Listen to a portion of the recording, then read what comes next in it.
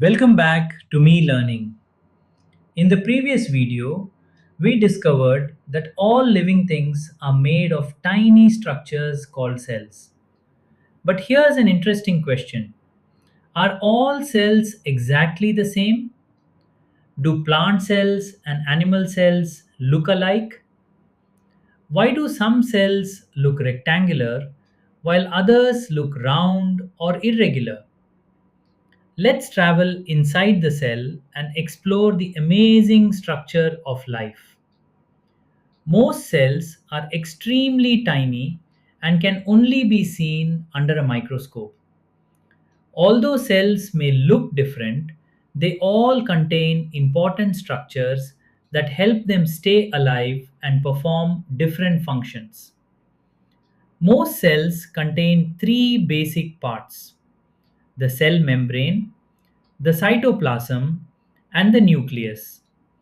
Each part has a special function. The cell membrane forms the outer boundary of the cell. It protects the cell from its surroundings. The cell membrane also controls what enters and leaves the cell. It allows useful materials like nutrients and oxygen to enter and removes waste materials from the cell. The cytoplasm is a jelly like substance present inside the cell membrane. Many important activities of the cell happen inside the cytoplasm. Tiny structures called organelles are also present inside it.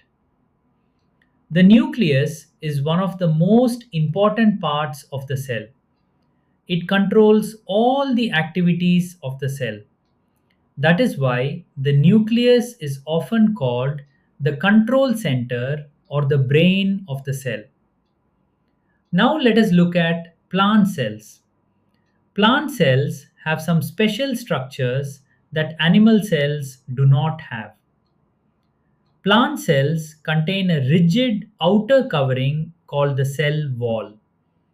The cell wall protects the plant cell and gives it shape and strength. Because of the cell wall, most plant cells appear rectangular. Plant cells also contain chloroplasts. Chloroplasts contain chlorophyll, the green pigment that helps plants prepare food using sunlight. This process is called photosynthesis. Plant cells usually contain one large vacuole. The vacuole stores water, food, and other substances. Now let us observe animal cells. Animal cells are different from plant cells in several ways. Animal cells do not have a cell wall. Because of this, animal cells are usually round or irregular in shape. Animal cells also do not contain chloroplasts. Animals cannot make their own food like plants. Animal cells may contain small vacuoles, but they are much smaller than those in plant cells. To study plant cells clearly, scientists often observe onion peel under a microscope. A thin onion peel is carefully placed on a glass slide. A stain is added to make the cells visible. Then a cover slip is placed gently on top. Finally, the slide is observed under a microscope. When viewed under a microscope, onion cells appear rectangular and closely packed. The cell wall and nucleus can be clearly seen. To observe animal cells, scientists often use human cheek cells. A small sample is gently collected from the inside of the cheek. The cells are spread on a slide and stained.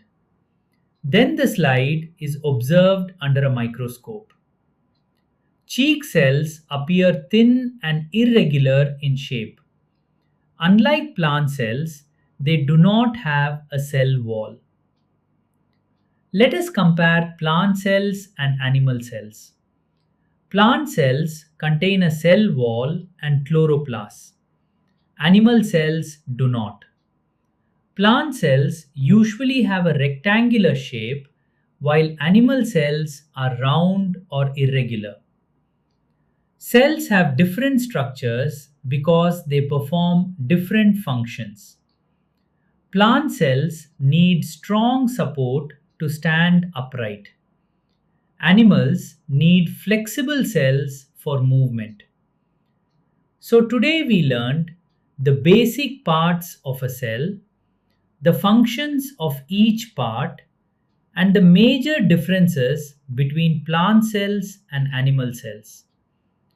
In the next video, we'll discover how cells can have different shapes and sizes and explore unicellular and multicellular organisms. If you enjoyed this video, don't forget to like, share, and subscribe for more exciting videos.